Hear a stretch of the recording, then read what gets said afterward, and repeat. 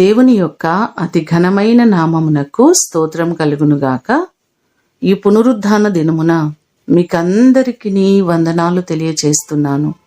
ఎలా ఉన్నారండి? అందరూ బాగున్నారా? ప్రతిరోజు మీ కొరకు, మీ కుటుంబాల కొరకు మేము ప్రార్థించుచున్నామని చెప్పడానికి నేను ఎంతగానో సంతోషిస్తున్నాను.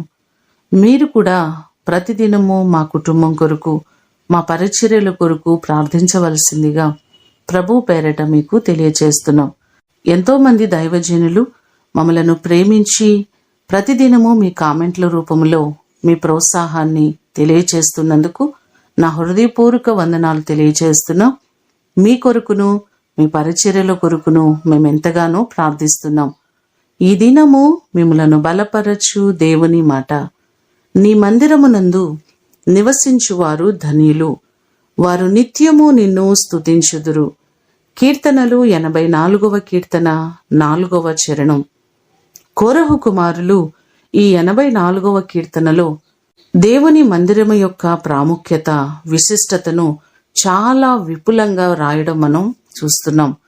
నేను మందిరావరణములను చూడాలని నా హృదయము, నా శరీరము ఆనందముతో కేకలు వేస్తున్నాయని వారు ఈ భాగంలో చెప్పడం మనం చూస్తున్నాం. చాలాసార్లు కొంతమంది వ్యక్తులు అంటూ ఉంటారు, దేవుని మందిరానికి వెళ్ళడానికి నాకు ఒంట్లో బాగాలేదని, లేకపోతే నా ఇంటికి బంధువులు వచ్చారని, సమయం అయిపోతుంది ఇంకేమి వెళ్తాంలే అని ఎంతో నిర్లక్ష్య వైఖరిని కలిగి ఉంటున్నారు. మన ఉనికికి, మన జీవానికి, మన జీవితానికి ఆధారభూతుడు ఆయనే కాబట్టి ప్రతినిత్యము కృతజ్ఞత కలిగి ఆయనను స్తుతించ బద్దులమై ఉన్నాం. ఈ మాటలు వింటున్న మీకందరికీ దేవుని మందిరములో ఉన్న సంతోషము, దేవుని మందిరములో ఉన్న సమాధానము, ఆశీర్వాదము మీకు కలుగునుగాక. ప్రార్థన చేసుకుందాం. కుటుంబములకు మూలకర్త అయిన మా ప్రియ పరలోకపు తండ్రి, మీ పాదములకు వందనాలు, స్తోత్రాలు. మా జీవానికి ఆధారభూతులు మీరే ప్రభువా.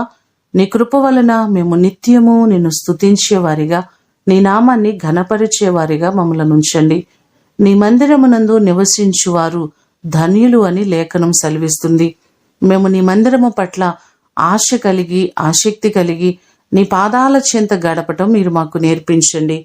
ఈ దినమంతా కూడా మీ సన్నిధి, నీ ప్రసన్నత మీరు మాకు దయచేయండి. ఆరాధనలన్నిటిలో నీ అభిషేకమును మీరు మాకు దయచేయండి. అలాగే ప్రభువా, ఎంతోమంది దైవజనులు ఉన్నారు. దైవజనులను, వారి కుటుంబాలను, వారి పరిచర్యలను మీరు ఆశీర్వదించండి. మా సబ్స్క్రైబర్స్ అందరినీ మీరు ఆశీర్వదించండి. ఇంకనూ దేవా, ఈ మాటలు వింటున్న వారందరినీ మీరు దీవించి వారికి, వారి కుటుంబాలకు నీ కృపాక్షేమములు తోడుగా ఉంచండి. వారు చేస్తున్న పని పాటలన్నిటిలో మీ దీవెన, మీ ఆశీర్వాదము సమృద్ధిగా మీరు కలుగ చేయమని యేసు అతి ఘనమైన నామమున అడిగి వేడుకొని పొందియున్నాము తండ్రి. ఆమేన్. దేవుడు మిమ్ములను దీవించునుగాక.